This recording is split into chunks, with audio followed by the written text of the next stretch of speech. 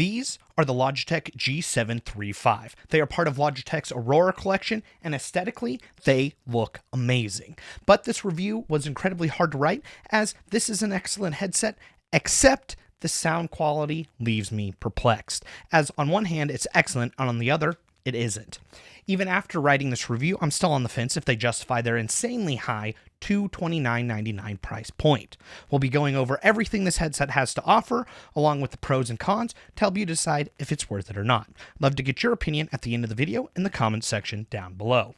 For full transparency, I did receive this for free through Best Buy's Tech Insider program in exchange for an unbiased written review on bestbuy.com. This will not affect my review in any way, and they have no influence over this review. In fact, they don't even know it exists. So, let's get nerdy. This headset not only looks premium, but feels that way too, as aesthetically, it's one of the most attractive headsets I've ever seen. Starting from the top down, the headband itself is excellent. Normally, thin bands like this leave the top of my head sore, but with these, it feels like there is a lot of padding there, even though when you check, there's not much there. This illusion is mostly due to them being evenly distributed across the top of your head, along with the air inside being easily deflated.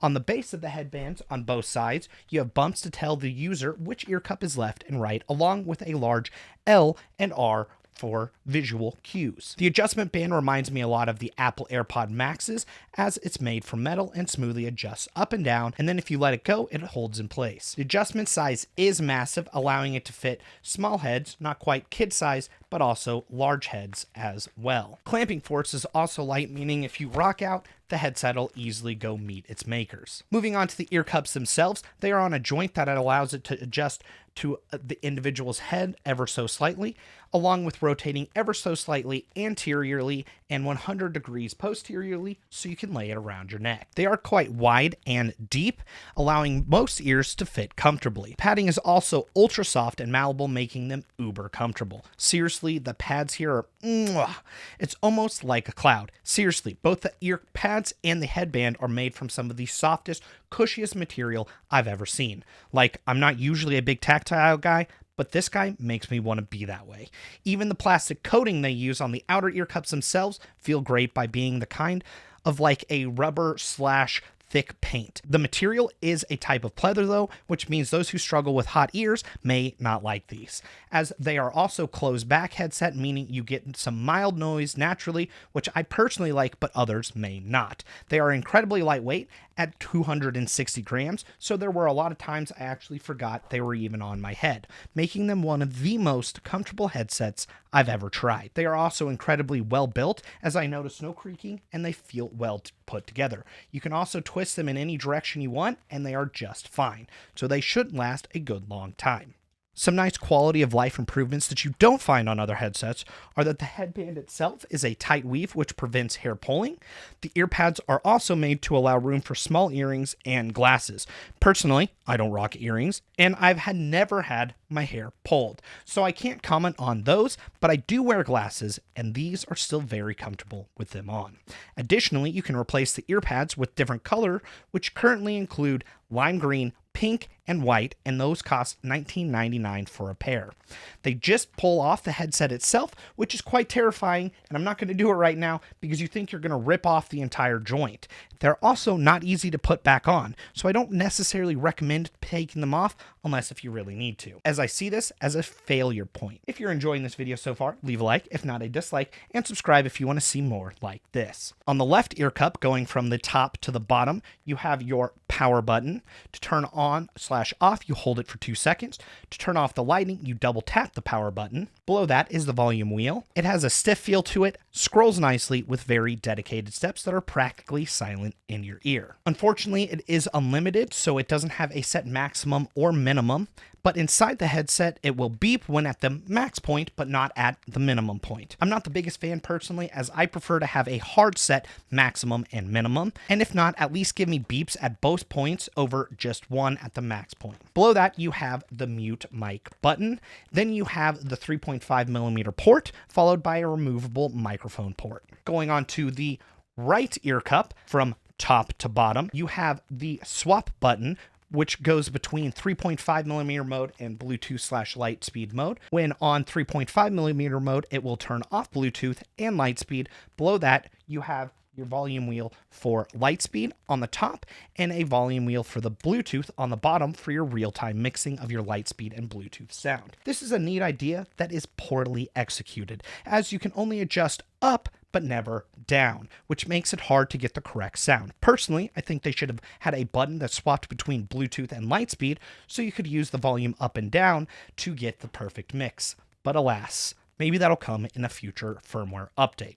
Moving on to the microphone itself, it comes with a detachable Discord certified Blue Voice and NVIDIA broadcast enabled microphone, which is a slew of technical terms that pretty much means it should sound pretty darn good. And thankfully, it does. With the Blue Voice filter off, I think it sounds very good for a headset microphone, much less a wireless one. Once you add the voice blue filters, it sounds even better, as you can choose the EQ that fits your personal voice style. For example, here is a quick sentence of me using it without any filters at all. Here is a quick sentence of me using it with the warm and vintage settings, where it is tremendously louder than when the blue settings are off. Personally, I think it adds more clarity along with a nice bump in the lower end, making me sound a bit sexier. And who doesn't want to sound a bit sexier? Additionally, you can be plugged into your PC with the Lightspeed Wireless and connected to a Bluetooth device and be able to use your microphone on both devices at the same time, which I thought was really neat. I also think the quality of this microphone via Bluetooth would be great for those people who work at home and call people with a headset,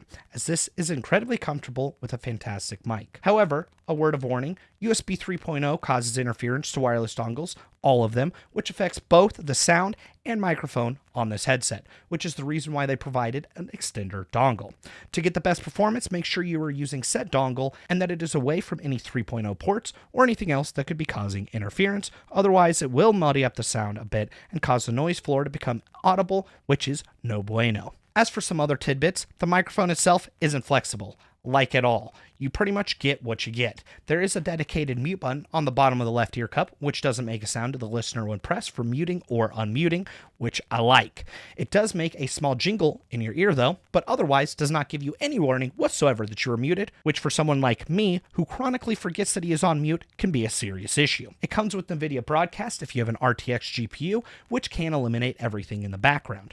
I'm not going to showcase it in this review, but it's incredible and I highly recommend checking out a video after this review is over, as that tech is truly amazing. In the Logitech G Hub, you can also enable side tone, which allows you to hear yourself in real time without delay, and it works really well. I like it a lot. Last, the only two negatives that I can think of is that you can't adjust voice/game balance, and this is me just being nitpicky, but it's kind of difficult to plug the microphone into the headset while it's still on your person. But you quickly acclimate after doing it a few times. I'm going to switch over to the headset microphone at this point so you can get a good understanding of what these guys sound like. The microphone setting that I have it on is no filters whatsoever. This is pure stock sound. I actually had to re-record this part, as when I first did this was way too hot that it was just popping all over the place. So do be careful that when you're using the voice filters, it does dramatically increase gain and can really just mess things up. Additionally, this is really prone to interference because it is wireless, and I noticed when that happened, I get a lot more popping and stuff that you may hear throughout this entire section. So my opinion on the mic has changed a little bit just because that really drastically changes things, where it's not as good as I thought. But as long as I'm really close to the transmitter and I'm not by anything that creates interference, which my general room is high in interference because I have way too much tech, it can cause some issues. So just something to keep in mind. Now back to the scheduled content. The sound quality on these is extremely hard to explain. It comes in at 20 Hz to 20 kilohertz and is a 16-bit 4800 in Windows. Through Logitech G Hub, you do have a 5-band EQ with different presets you can choose from. Personally, I went with the stock settings, which is a flat EQ. Despite that claimed flat EQ, it clearly has some very heavy emphasis on bass and mids. I would say it does give some nice rumbling lows, making explosions in bass sound good. Then you have the mids, which almost make it sound veiled and dark, but you still get some very good crisp highs. Overall, it has a satisfying listening experience, but not a critical one. Seeing as the marketing for these is to have fun gaming, it definitely nails that, as I think most people would put these on and go, they sound good, not great, not bad, but just good. They are terrible competitive headphones, as the directional quality and imaging is slightly above average, where I'm left guessing the general location of someone over knowing exactly where they are. However, I'm able to pull apart different sounds when actively listening for it. I also miss a ton of audio cues such as footsteps, reloads, and other things, as the bass overbears everything. However, that is what makes them great for single player, media, and music, as vocals, both male and female, sound great and allow you to really get lost into whatever it is you're listening to. For the first time ever, I also did something that I've never done before. I did a custom EQ, and it transformed them from being perfectly solid to great all around, even for competitive games. I'm able to hear footsteps and other audio cues a lot better. It improved the directional quality, made things sound more realistic, crisper by removing the muddiness, while still having great low end, to the point that I have no qualms using this for nearly everything. I did have to do a custom EQ setting, as the other settings wouldn't actually take effect. My EQ settings are on the screen right now, somewhere, probably a huge box. Honestly, for randomly adjusting sliders, it ended up really good. So definitely take advantage of that if you do try it out. So I'm also sitting here right in the middle of it, and my headset just shuts off. And I don't understand that, since I'm using it as a microphone for recording. So the microphone is causing more and more things that's changing my entire review. So getting back into it again, my main use for them before the EQ, and now since that change, was using them as traditional Bluetooth headphones on my phone, laptop, and when watching TV. But I wouldn't buy them for that, as they don't have any ANC or transparency mode like other Bluetooth headphones do. But it is a nice added perk if you are buying them for gaming or calls, which now for the calls thing, I don't know if I can really recommend either. They report 16 plus hours of battery life with RGB at 50% volume and 56 hours without RGB at 50% volume. From my testing, I got about 24 hours with RGB at 50% or less volume, but I think about 30% of that time I didn't have anything playing, which is acceptable.